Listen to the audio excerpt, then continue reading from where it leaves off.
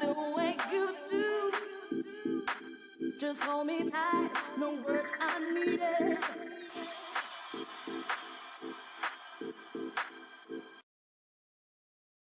Also, no one knows me like you. Love the way you do. Just hold me tight, no words I needed.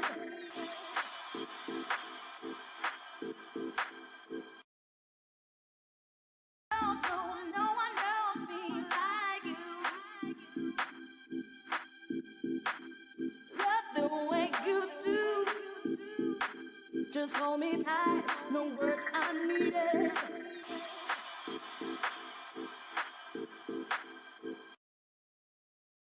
Also, no one knows me like you. Love the way you do. Just hold me tight, no words I needed.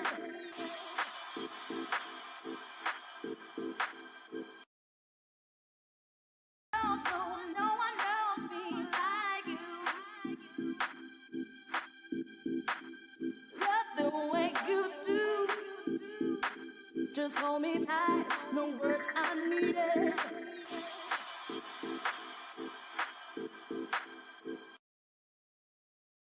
Also, no one knows me like you. Love the way you do. Just hold me tight, no words I needed.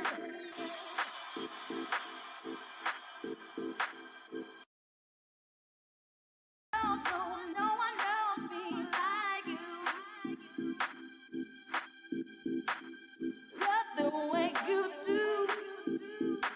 Just hold me tight, no words I needed.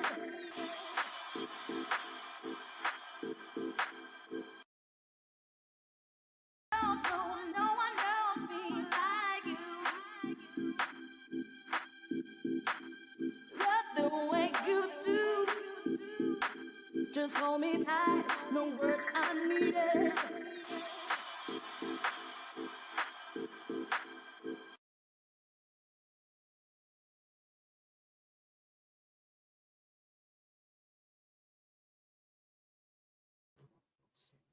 Evening, everyone. I hope you can hear me. Let me know if you can hear me. Let me know if you can hear me. I was on another show before, previously, and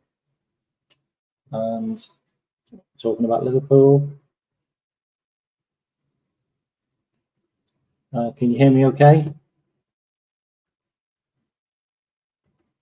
Can you let me know if you can hear me okay?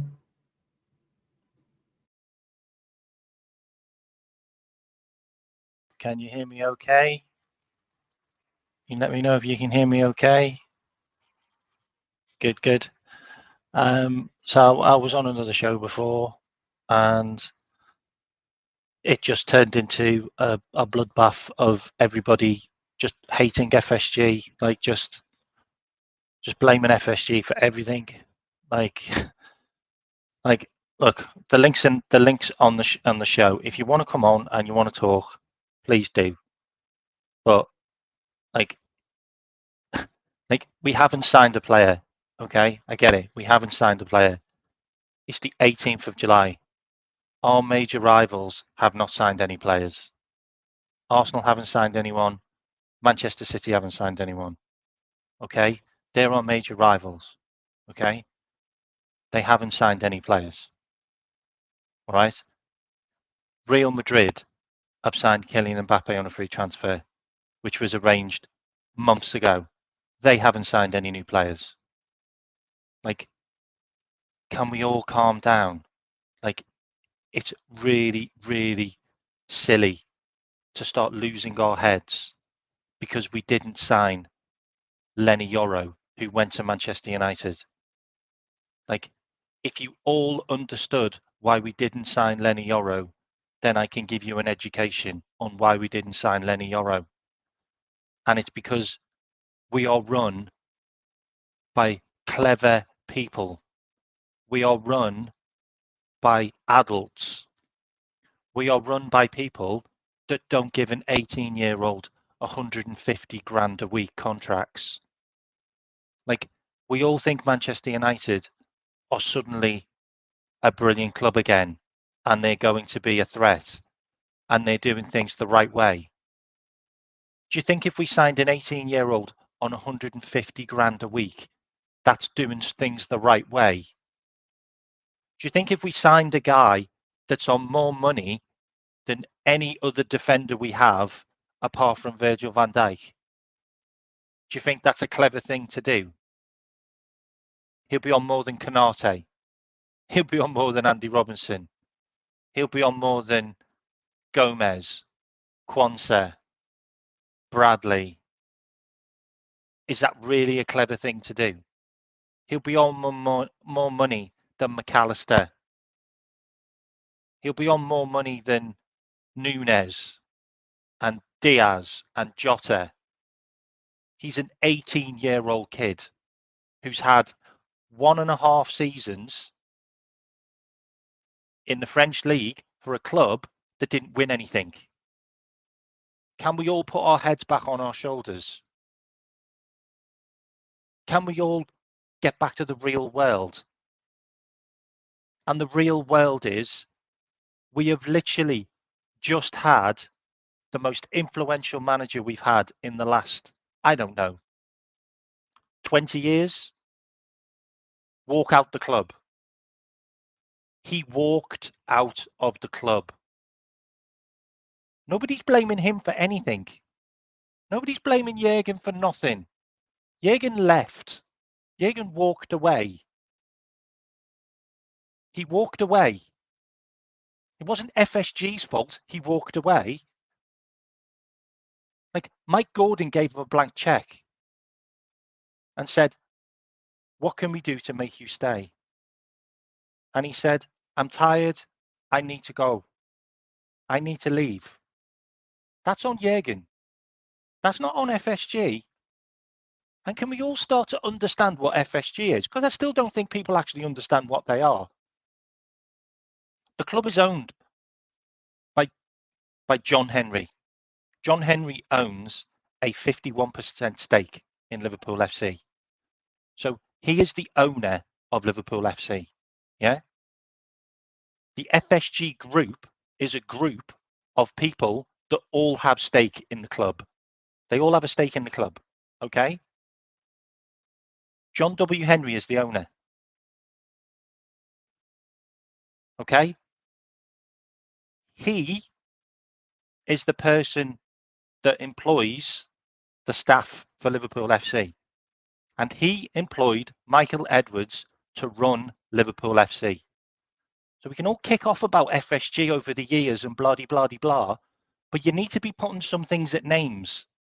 And the names are Mike Gordon and the names are Billy Hogan, because they're the guys who are running the club. John Henry's got fuck all to do with running Liverpool FC, apart from he owns it. Like, he doesn't know what's going on because he's not the person who's running the club.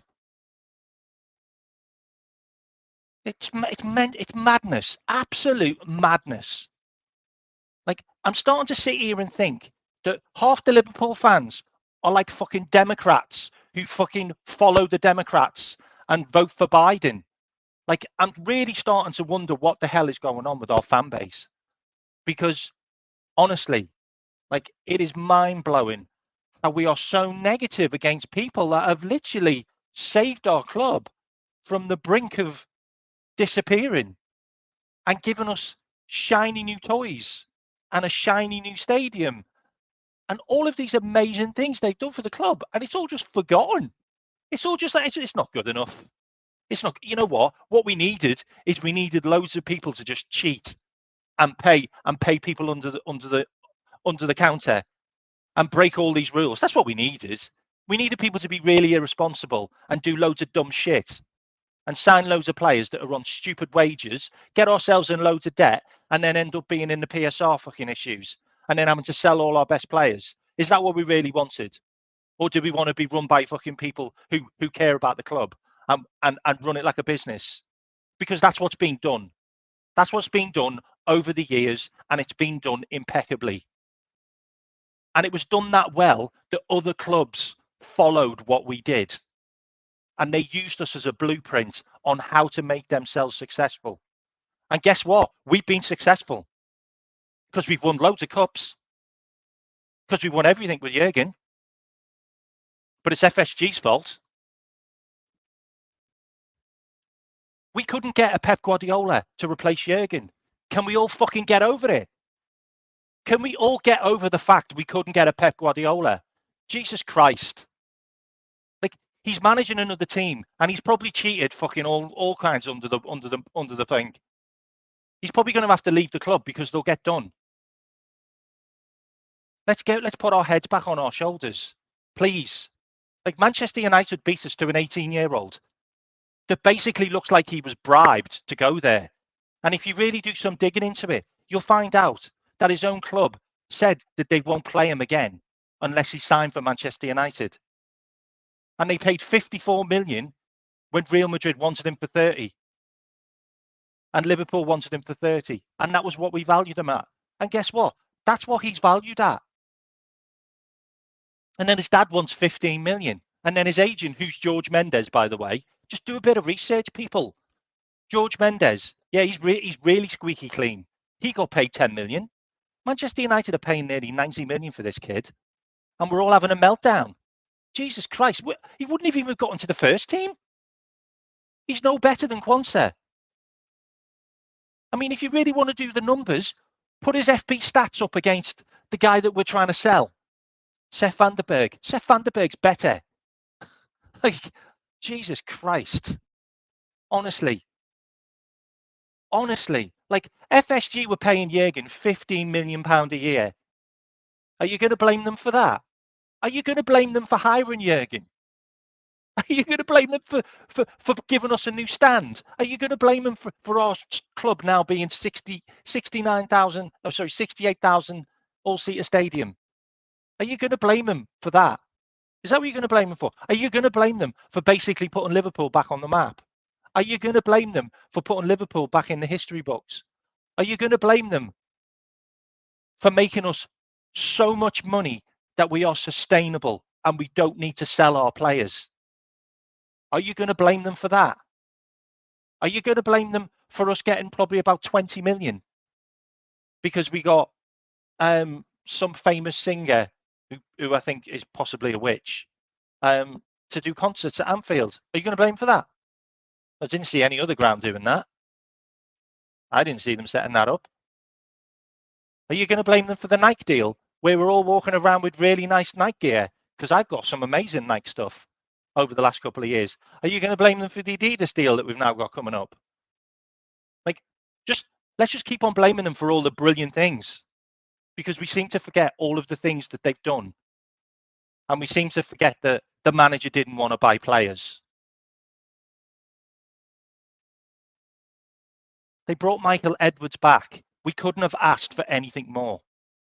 Manchester United lost Alex Ferguson and they lost their director of football at the same time.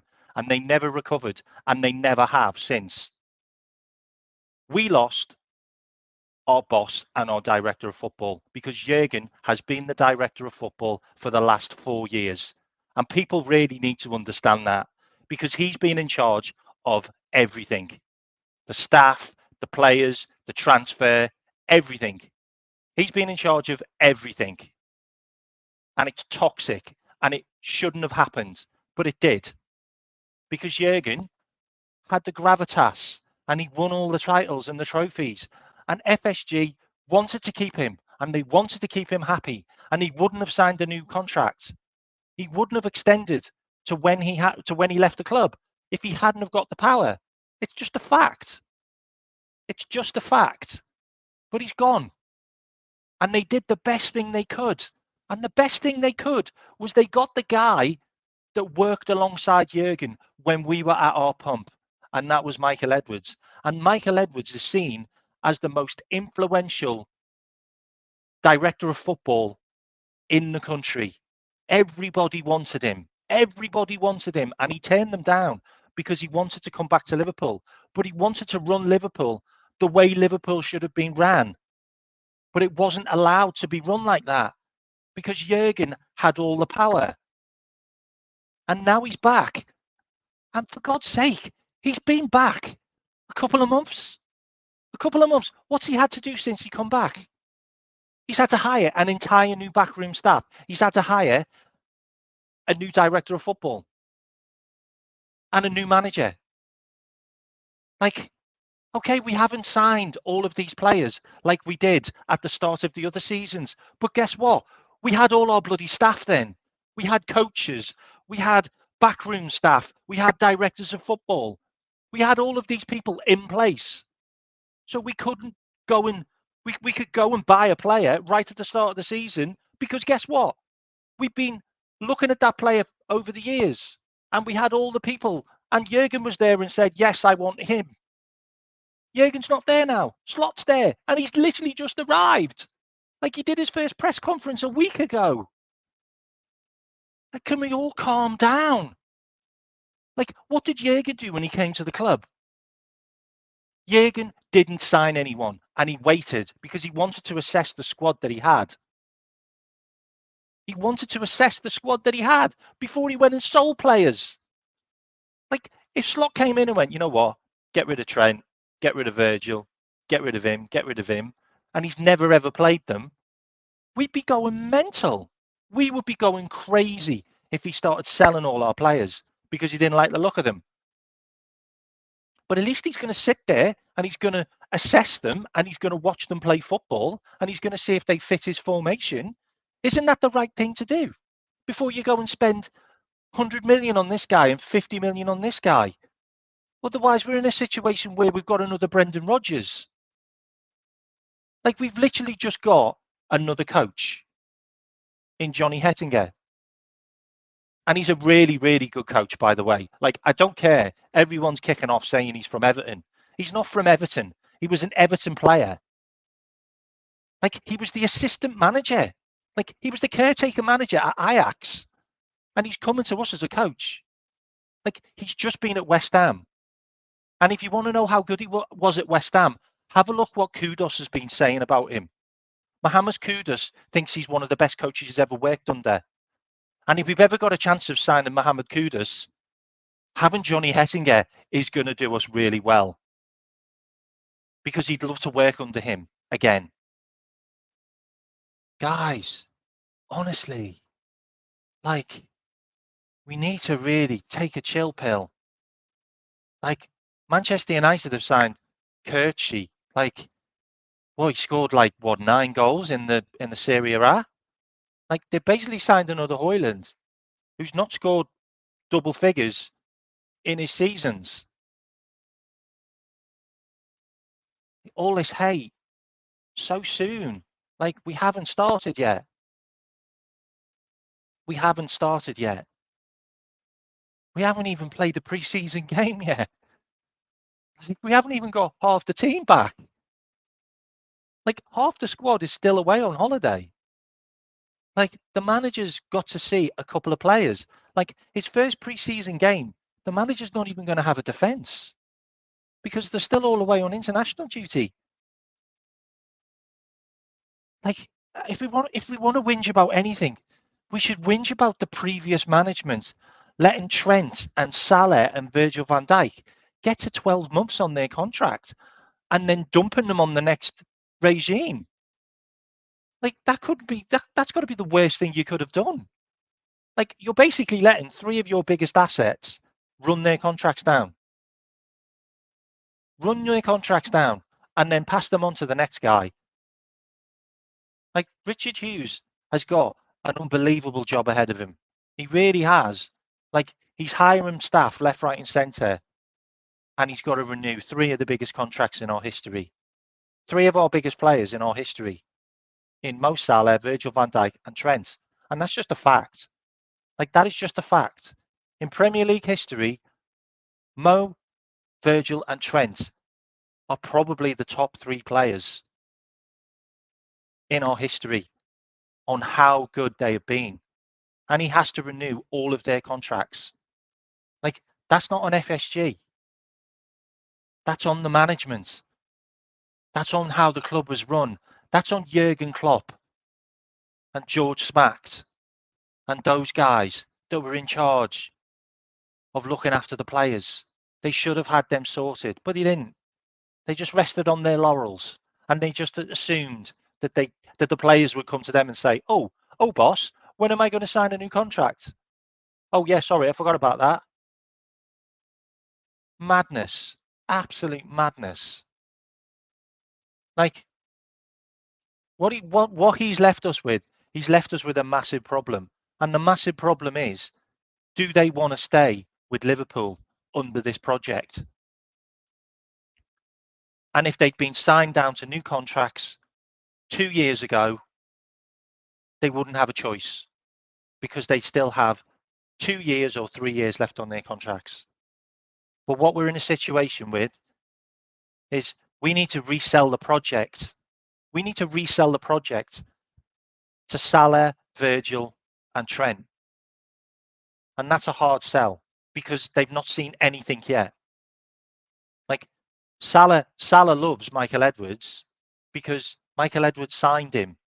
And he also knows Richard Hughes because Richard Hughes tried to sign him for Bournemouth. And so does Virgil. They know these guys. And the fact that we've got Slot means it could be helpful for Virgil. And the fact that we've got the Dutch assistant manager means things could be more smooth because Virgil knows him. So he knows the project he's going into. But Trent is a Jurgen Klopp player. Trent was given so much leeway by Jurgen and Pep Linders. He was allowed to do what he wanted. He was given carte blanche at the club. He just was. Like he was allowed to play where he wants. He was allowed to do what he wants. He was never culpable for anything. This time it's different. He knows he's not going to be able to get away with this. He knows he's going to have to play harder. He's going to have to work harder. He's got Connor Bradley, who we all said last season was just as good as Trent. Like, we don't miss Trent not being in the team. Connor Bradley is brilliant. Does Trent want to do that? Is Trent going to be sold on that project? Yeah, we're going to give you a new contract. Yeah, we're going to give you a new contract, Trent. Yeah, we'll give you 200,000, 220,000 for another, 3 years, 4 years. But you're playing as right back, and Connor Bradley is your backup. Whoa! I want to be in midfield. Well, no, you're not going in midfield because you've never played in midfield before, apart from England, and you were dog shit, and you got binned, like you got subbed, like repeatedly, and then you never got played. So yeah, the midfield experiment's over, mate. You're right back, like that's where we're going to play you. Oh well, I'm not interested in it. Okay, then well, you're getting sold to Real Madrid then. Like that's really the conversation that needs to happen. Like someone needs to put their big boy pants on and sit Trent down and tell him, you're a grown man now, mate. Like you need to start working hard. You need to start acting like a vice captain. Like you need to not let Everton players run past you and score and us lose the league because of it. Like you need to stop like running into midfield when you're not a midfielder. Like you need to stay as a right back. You need to help your defenders out. Like this is like just standard procedure as being a defender for Liverpool. Like the other defender on the left hand side does it, so why aren't you? So this is the conversations that needs to be had, and maybe the conversation with Salah is, okay, Mo, like you've been at the club for however many years, you've been incredible for us, you've given us everything. You can leave if you want to leave on a free transfer next year, then you've got our blessing, okay, and you can get a big signing on fee. However, we want you as part of the project for the next 4 years, and if you're willing to stay, then we'll extend your contract for another 2 years at what you're currently on. Like that's the conversation that needs to have with Mo. Like, and according to what I've heard, is Mo is now top of the leadership group. Mo is now classified as a real leader at Liverpool, and for some reason he wasn't under Jurgen, And I really can't understand how that is the case. Like, Mo should have always been treated as a leader. Mo should have been the vice captain. Like, Mo should have had the opportunity to be the captain or the vice captain. That is just a fact. Like, Mo is an ever-present player on the pitch for Liverpool, and the production is 100% every single season. Like, he just is. Like, he's an ambassador. Like, the guy got 2 million votes to be the Egyptian president, and he wasn't even in the running. Like, his country love him. The Arab community love him. Like, the Liverpool fans give him so much hate, and I find it absolutely mental. Like, how can you diss a guy who has given you so much over so many years? Like, he is the 5th all-time goal scorer for Liverpool in history. And fans have the audacity to go, you know what? Sell him. We don't need him. Are you out of your mind? Like, like, is there another player in the world that you are going to find that gives you Mo's numbers every single year? Because you're not, unless you're gonna go in a time machine and sign Messi from 5 years ago. Like, it's just utter insanity. Like, Mo should be on 500 grand a week, never mind 350, because he's clearly the best player in the Premier League and has been for 5 years. Easy. Seriously. Like, there's no one near him for numbers wise. Like, we can all talk about Kevin De Bruyne, but Kevin De Bruyne doesn't score 35 goals a season. He just doesn't. He scores 10, 15. And Mo still gives you Kevin De Bruyne assist numbers. Like, honestly, like, we really do need to have a long, hard look at how we view FSG, how we view Mo Salah. Like, we need to be viewing Trent from a different way now. Like, over the last couple of years, we have to be honest and understand that he is a liability unless he is managed the right way. And under the new regime, he will be managed the right way. There is no doubt in my mind. There is no doubt in my mind that Trent is going to be told, you are a right back, you sign a new contract as a right back.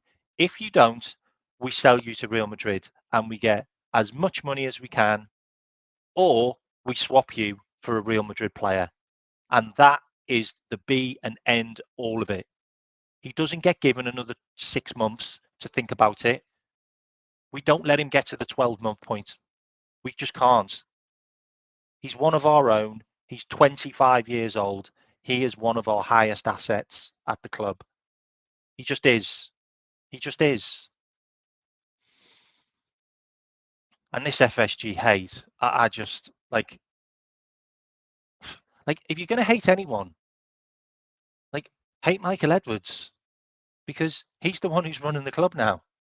Like, it's not John W. Henry. Like, we all know how the club is run. And this is what I find insane. Like, every single season, we know how our transfers work. Every single season, we know that we aren't going to sign £100 million players. Every single season, we know that we're a sustainable club, and we sell players and we buy players, and we always assess what we've got before we go and waste money. And we've always had the right people to do that. But over the last couple of years, we've signed some duds. We just have. Like, we just can't. We can't deny it.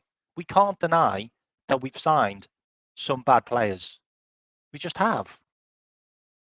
You know, Gravenberch, £34 million for a guy that we didn't need when we had Curtis Jones and Harvey Elliott. Like, we had those two players. Like, We didn't need Gravenberch. We could have spent 34 million on somebody else. Endo. We didn't need to sign Endo. We could have used the Gravenberch and the Endo money to get Paulinia, who's an absolute monster. Or we could have gone and got another player, like another monster of a defensive midfielder. We could have gone and signed them. We wasted 53 million on those two players. 53 million on two players. Like, Endo came good in the end, and I'm grateful for that. But that was pure luck, by the way. That was pure luck. That's pure luck. Because when Endo started, he looked like he won a raffle. He looked like a guy that had been dragged out of the stand and thrown into our midfield. And it was like, yeah, go and have a go, lad. Because he didn't have a clue what was going on. He looked too slow. The ball was bouncing off him. His touch was terrible. He was fouling players left, right, and centre. He looked really poor, but he got it together, and fair play. But that was pure luck. It's pure luck. It could have gone so far bad. It could have gone so bad the other way. And Gravenberch, I've not seen anything from Gravenberch that makes me think that he is going to be a success at Liverpool. Nothing. Like, he had 2 or 3 good games against really poor teams in the European League that we'd never heard of. And guess who else played in those games? McConnell, Bobby Clark. Are we talking about how good they were? Because they were kids. They were people that were like 2 years younger than Gravenberch. And they were also people that didn't cost us a penny. Like, they were kids that came from our youth team. Are we talking about how good they were? Because we're all talking about Gravenberch when the first game McConnell played for us last season was against Norwich, and he got man of the match. He got man of the match and an assist. Like, no one's talking about him. We're all talking about Gravenberch, who was 34 million. And Gravenberch got binned by 2 managers. He got binned by 2 managers. He got binned by Thomas Tuchel, and he got binned by Julian Nagelsmann. And it's just a fact. And Paul, it's not FSG loyalty. It's not FSG loyalty. Like, it's everything I've said is true. Everything I've said is true. Like whether you wanted more money in the transfer window, because that's all it's about. If we signed 1 extra player every single season, then nobody would hate FSG. Nobody would hate FSG if we signed 1 more player. But we never did. How is that FSG when Jurgen clearly came out every single time and said, I made a mistake. I made a mistake. I should have signed the player. I trusted my team. I signed injured players. I overplayed players. How is that FSG? How is it FSG's fault that we have more hamstring injuries than any other team in the top 5 leagues in Europe for the last 4 years? How is that FSG's fault? How is it FSG's fault that we're playing all these 16-year-old kids in men's football like Cade Gordon and Ben Doak and Stefan Bacecic, and guess what? They all get injured. Is that Henry's fault? Is it? Are we getting on the phone to Henry and going, oh, you know what, FSG, you know what? It's absolutely terrible that you're. What? Are we seriously out of our minds? Because we need to look into the club, not out of the club. Into the club, because the people in the club have been running it like a bunch of bozos. They've been running it so poorly over the last couple of years that it is just unbelievable. Like, we've literally got directors of footballs and scouts and statistical analysts leaving the club because the fitness coach is telling them what to do and they feel like they're not being listened to. I'm not making this up. This is all common knowledge. This all came out the club. Like, You've literally got a football director that was trained by Michael Edwards in Julian Ward. He was trained to take over from him. And that's his dream job. That was his dream job. And he got it. 6 months later, he wanted to leave. Whose fault's that? Is that FSG's fault? Is that Michael Edwards' fault? Or is that the people that work at the club that treated him like shit and didn't let him do his job? And that's all common knowledge. You need to just look at the Athletic articles because it all got talked about. And is it FSG's fault that you've got your assistant manager walking around saying that he had a bet with the manager, his wages, that Trent Alexander-Arnold would be inverted and he will be the best thing since sliced bread, and he was absolute dog shit and completely ruined our structure for the last 2 years? That's FSG. Blame FSG for that, yeah. And is FSG signing? Who do they sign? Oh yeah, world record signing striker. Yeah, for us. World record signing goalkeeper for us. World record signing defender for us. Who else did we get? Oh, £34 million waste of space. Yeah, we can blame FSG for that because they should have said, "Are you out of your mind, Jurgen? This guy's crap." That's not loyalty. That's not loyalty. That's just common sense. That's just common sense. There's no investigations going on into Liverpool.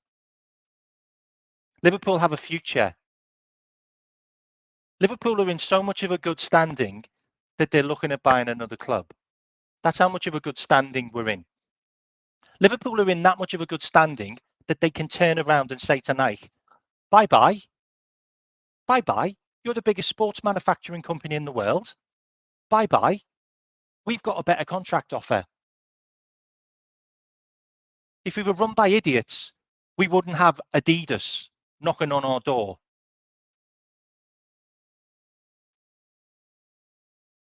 Like, I hear all this crap about, oh, they're still fixing the stand. They're still doing this.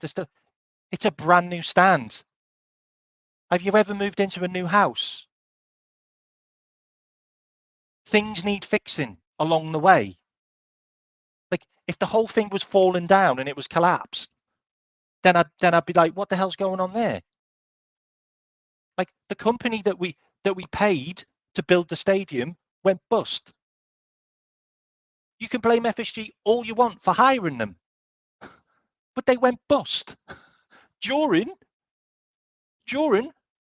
a really bad period in everybody's life, when the banks weren't lending money, when people were getting kicked out of houses, when we were locked down, when we couldn't go out, when we couldn't save, when people were on furlough. You know, there's loads of things. There's loads of circumstances for a lot of things. But Jesus Christ, like, we need to take a step back and realize we are very privileged to be in the position that we are in. We really are very privileged.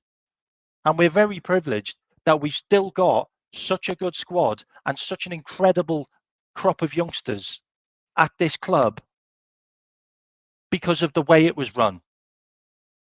There's so many good things that were done well, but there's bad things that were done as well. And you're blaming the wrong people for what was bad.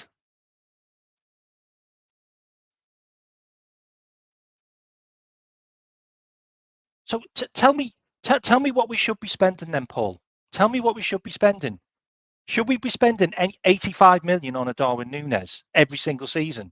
Should we be doing that? Just tell me. Tell me, is that what we should be doing? So what should we have done then? Should we have given Darwin Núñez one season, and because he was crap, sold him, or just put him on a free transfer and then signed another 85 million pound player? Is that what we should do? Is that the right thing to do? Like, is that ambition? Like where do these players play? Where do they go? Like I get the fact that we didn't sign any midfielders, but we know why we didn't sign any midfielders, because Jurgen Klopp didn't want to sign any, and he wanted to use the midfielders that he had. So we can blame anybody we want, but we know that Jurgen was to blame, and we also know Jurgen to blame was about the defence, because he wanted to wait for Canate and he didn't want to sign another defender. We know this. Like, have we all just lost our memory? Have we all lost our memory about what really happened? Have we all lost our memory? Like, Jurgen got rid of Lovren. Like, he sold Lovren. We should have kept Lovren because we were short on defenders, but he got rid of him. Like, maybe we should have got another one in, but we didn't. We waited a year or two. And then we had issues. And then we had more issues. The fact that we were decimated last season all over the park, from goalkeeper to defenders to attackers, absolutely decimated by injury. Is that FSG's fault? Is that because we haven't got any ambition? Like the fact that we've got 5 strikers, is that because we've got no ambition? No, seriously, I'm asking the question. Like, can we put it in the chat? Have we got no ambition because we've got 5 strikers and we've got 10 midfielders and we had what? We had 8 defenders. Like, we've got no ambition there. Like, we had 2 goalkeepers. Like, no ambition. What were we supposed to have? Like a third world-class goalkeeper? Like, are we supposed to have like a third world-class left back? Like, we literally lost Robbo and then we lost Tsimikas. Like, and they both got the same injuries. Is that FSG's fault? There's no ambition there. No ambition. No ambition. So we played Gomez. So we played Gomez in that position. And Gomez was amazing. Gomez was amazing. Gomez was our 3rd best player last season. Hands down. Like, that's just a fact. Like, Gomez would have been sensational for England. He would have. He would have kept us so solid at the back. Like, he really would have. Like, he would have done a better job than Walker. He would have done a better job than Trippier. He just would have. Gomez deserved his chance. He never got it. Jurgen binned him. As soon as Robbo came back, Gomez got shifted. Gomez never really played again. And guess what happened? We lost loads of games. No ambition. We haven't got any ambition there, have we? Like, that's FSG's fault for that. Like, we might as well just blame them for everything, yeah? Like, should we just blame them for all the VAR mistakes as well? We'll just blame FSG for that as well. Because that's where we're going. Like, as soon as there's any kind of problem or any kind of issue that someone wants to whinge about, the FSG out brigade comes in. Like, would it have been really good if we got rid of if FSG would have sold us to some Saudis? Would it have been really good for us if we'd have been sold to some company that maybe dodgy stuff in countries, war crimes and ethnic cleanse and all that kind of stuff that's been going on in those countries? Would it have been really good if we'd been sold to those countries? Yeah, because look how well it's done Newcastle. Yeah, just look up the road. How are Newcastle getting on? Oh yeah, they had to sell 2 of their best youngsters because they were going to get a 10-point deduction. But yeah, that's being run responsibly. Of course it is. Yeah, that's called having ambition. Yeah, that's called having ambition. Yeah, because you get foreign owners from Saudi and they've got billions and billions. That's called ambition. Yeah, and being run so badly that you have to sell your best assets. Yeah, when you're trying to shift someone off to Chelsea, your star striker, because you're panicking, or you're trying to sell Anthony Gordon on the sly to Liverpool because you're panicking because you're going to get a 10-point deduction. That's called ambition. Yeah, like, we really need to have a look at ourselves as fans. We really do, because we need to get behind our club. Like, it's not going to be easy because we've got a new manager and we've got new staff, and they have to win the players over. And it's not a new beginning, but it might as well be. It's not a transition, but it's definitely a change. And we need to stop being so fucking negative, because we're all so fucking negative because Manchester United signed a player that, guess what? We didn't even bid for. We didn't bid for him. I understand if we fucking bidded the same amount of money and he turned us down, but we didn't even put a bid in. You had 2 journalists who said that we were looking at him, and there was an opportunist just in case Real Madrid didn't get him. Yeah, for for the 25 million that they rated him at. 25 million pounds they rated him at. Yeah. And it was, oh, well, if he doesn't go to Real Madrid, we can be waiting with 25 million pound. And that's fine. That's fine. It's an opportunist signing for a guy that we didn't need. He's a right-sided centre back. Where's he going to play? He's not going to play for Virgil. He's going to play in Virgil's position. How many games did Virgil miss last season? So he's not going to play there. Sorry, he's a right-sided centre back. So we've got Quansah and we've got Canate. Sorry, I missed. We're looking for a guy who can play, who can back up Virgil on the left.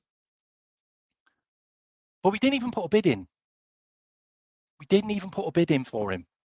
So let's all calm the F down, because the guy's going to cost them nearly 90 million.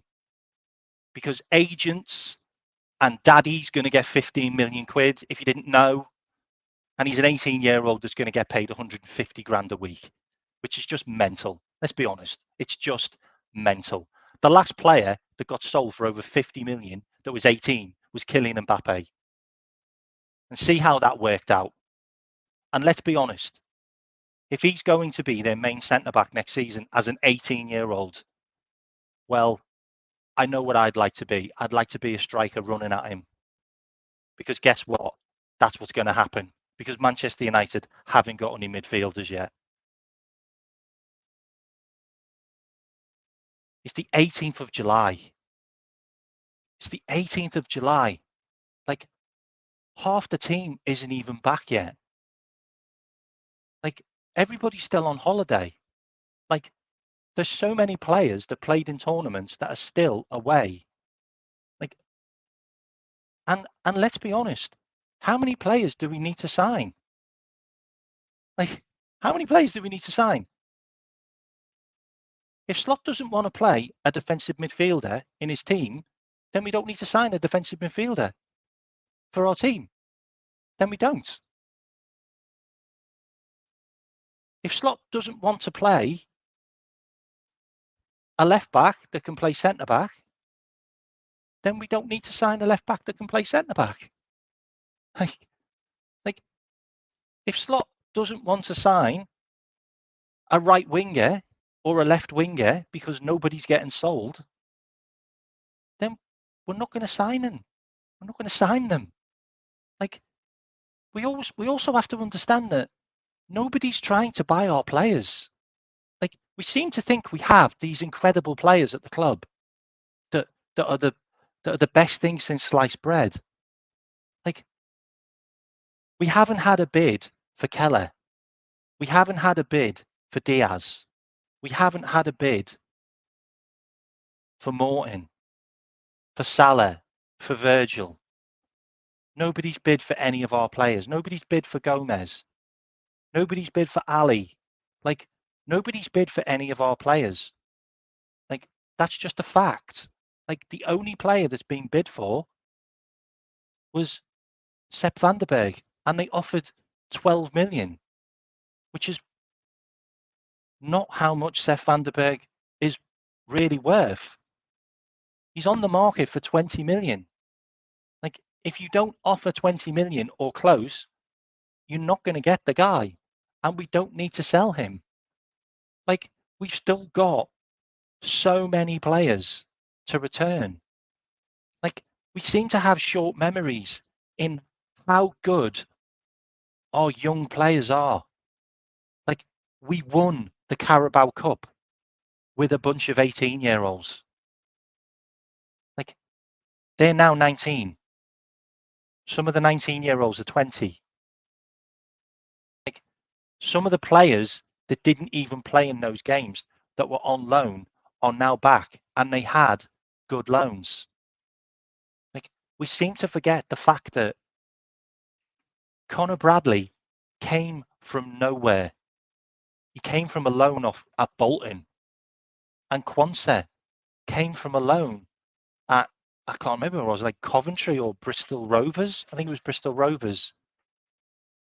And then he got picked for England. Like, we seem to forget how good our players are, and we just want to get rid of them, or we just want to sign someone to replace them. Like why would we sign Lenny Yoro? Because he's in direct competition with Quansah. Why would you want to block Quansah's path? Like Quansah is an incredible player that everybody raved about last season. So why are we having a meltdown about a guy that was going to be in his position? Like, I want Quansah to play more. Like, Quansah deserves to play 30 games next season. He deserves to be direct backup for Canate.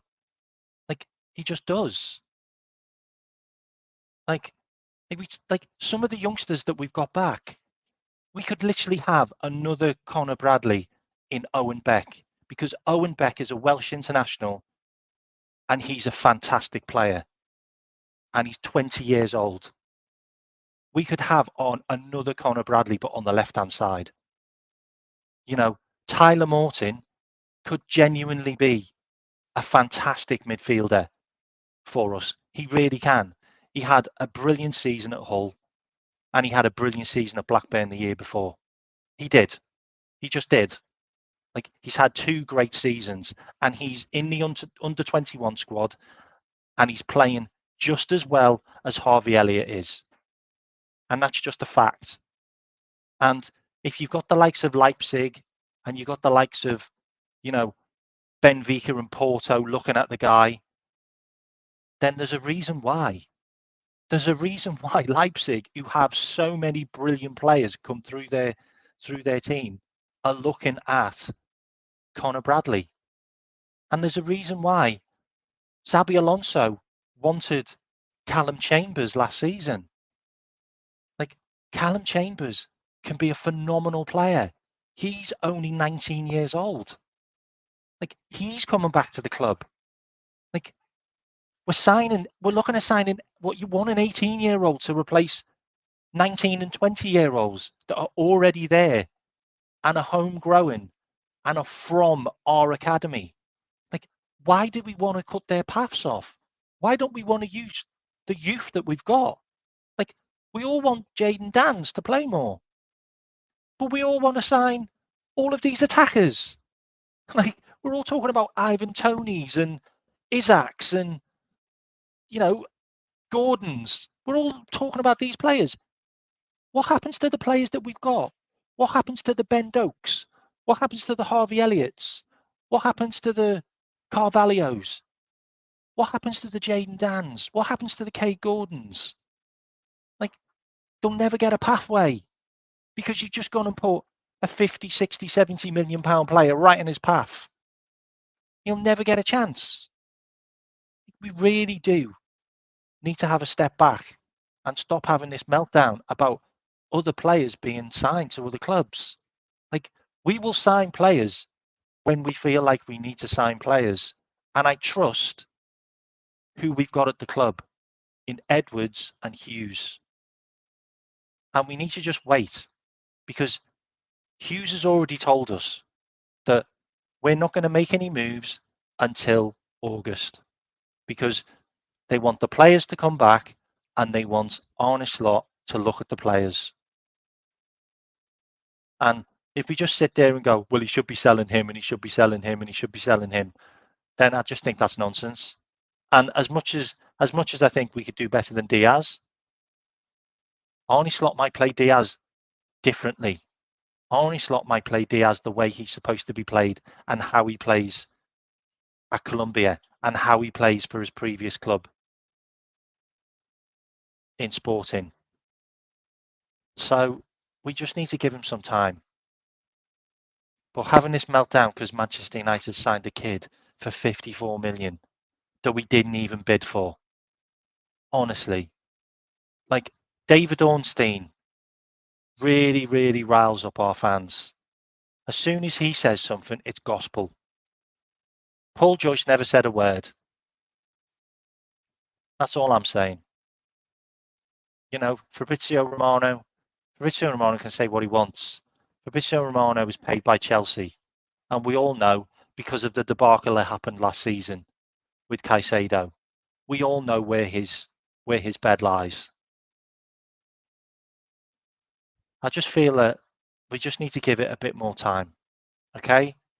There's lots and lots of stuff that's going on at the club behind the scenes, and just like we always did under Edwards, we move in the shadows and we sign players when nobody thinks we're going to sign players, and we get players that nobody even knows about. And that's what we need to wait for. But the hardest job they've got is tying down those 3 contracts that were left in their laps from Jurgen and Jörg. And George, sorry, not Jörg. Jurgen and Jörg. Jurgen and George. But if you haven't liked and subscribed, please do. I appreciate it. And I just thought I'd have to talk about this today because I just left the channel because it just got me so riled up. Because like there's people blaming FSG for not signing Bellingham. Like, Bellingham turned us down. Like Bellingham didn't want to come to Liverpool. Like Tchouaméni didn't want to come to Liverpool. Like players don't want to come to Liverpool sometimes. And the majority of them turn us down to go to the better club. And unfortunately, love it or hate it, Real Madrid are a better club. We had some of our best players walk out the door to go to Real Madrid in Steve McManaman and Michael Owen and Xabi Alonso. They left Liverpool. And also Abelaro,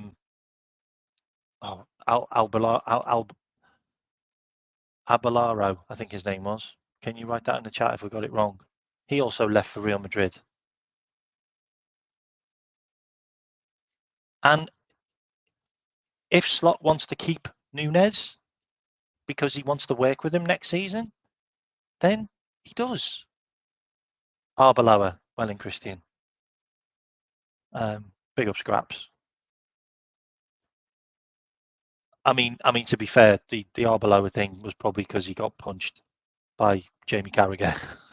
That's probably why he left. It's probably because he had a fight with Jamie Carragher. But we need to get behind the new manager, and I don't feel like we are. Like I don't feel like we're behind the new manager. I don't feel like we're behind the new director of football. Like I don't think we're behind them. Like if you want to do anything to support the club still, go and listen to their press conference because it's the most coherent press conference that I've heard in a long time, where they clearly told you what was going on. They clearly had a plan. They answered questions clearly and correctly. And you understood that there was a joined up way of thinking at Liverpool. And for me, that fills me with so much confidence that we know who is running the club and how the club is going to be run. It fills me with so much confidence that the managers came out and said, this is my job. I am the coach. I am the head coach. I manage the team and all my effort is put into the team. And Richard Hughes goes, I'm the director of football. I'm in charge of the transfer committee and the transfers and the running of the club of a day to day. And they're both separate and they both do their jobs individually. And he can focus on running the club and he can focus on managing the team. Jürgen was doing both. And there was something in between. And this is the way it should be. And this is how it should be. And the staff that he's hired is the staff that he wants. He wanted the assistant manager from Holland. He wanted his nutritionalist. He wanted his guy who's in charge of head of performance and training. You know, Johnny Hettinger is a brilliant post. Aaron Biggs is a fantastic coach. He was at Manchester City. He's head of youth development. Like we've got some great people in the club.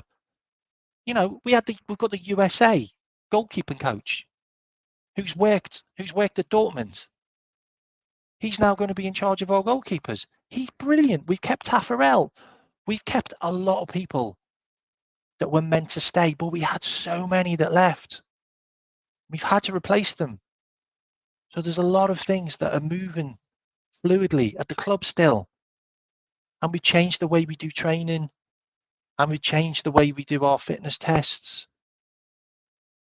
And all these things need to settle in. And we haven't even played a pre-season friendly yet. And we need to get behind the manager, because Arne Slot is a good manager. Arne Slot has done some brilliant things at the clubs that he's been at. And he does deserve the chance to manage a big club. And that's why Chelsea, Tottenham were all looking at him.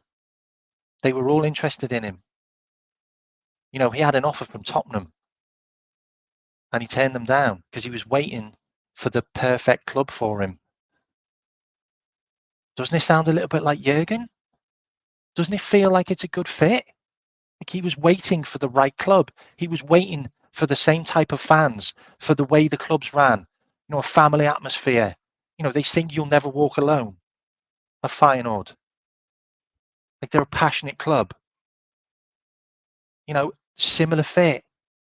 Listening to him, watching him. He's a similar type of guy. He's a personal guy. He gets on with people. He knows how to manage his players. It's all about player welfare. You know, we need to get behind him. We need to get behind him. And if we're not signing 1 million players, then I don't give a fuck. I don't care. I don't think we really need anybody.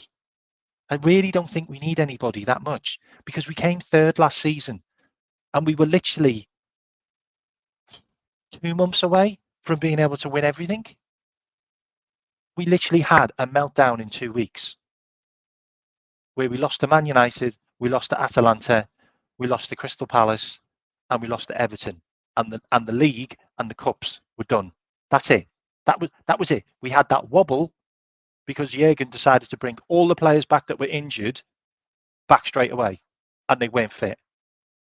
And they couldn't hit the ground running. And he didn't trust the people that had won them all those games. And it is what it is. It is what it is.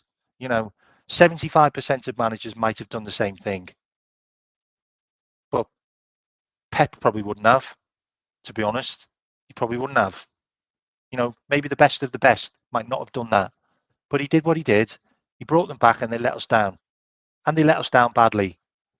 And we lost the league and we lost the cups. And it is what it is.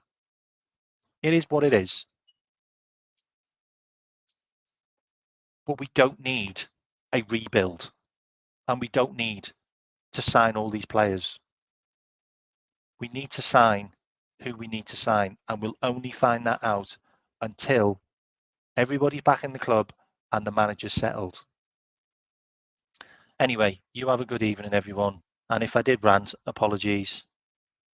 And I was going to share some screens and stuff because there's a couple of things that I think might interest us, as in the French international, Adrien Rabiot.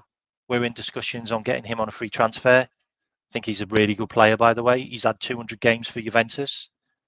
He's been a really good player over the years. Like, and we all have to admit that. You know, he's been a mainstay in the French team for years. And he's 29 years old, and we could get him on a free for £110,000 a week. Like, I think it might be a shrewd signing if any midfielders are leaving. But if no midfielders are leaving, then we don't need him. And there's also talk about Mohamed Kudus. Mohamed Kudus, he's got an £85 million release clause. He knows Johnny Hettinger really well. He said good things about Johnny Hettinger. It's an interesting opportunity that maybe if one of our players leaves, as in a Diaz or a Nunez, then maybe there's a possibility to get him in, but we'll see. But I'm going to leave everybody there because I don't really want to go into any transfers. But I love yous and leave yous. And if you want to watch this back, please do from the start, because I said a lot of stuff from the heart. Like, I'm not an FSG fanboy. I'm really not. But sometimes people who run the club well need some credit, and I give them it. And I also criticize them for things, and I do. But we are so blinded. We have been so blinded by this FSG hate that we forgot to look at who was really running the club and what was happening at the actual club, because that's where the mistakes were made over and over again. And we just need to understand that.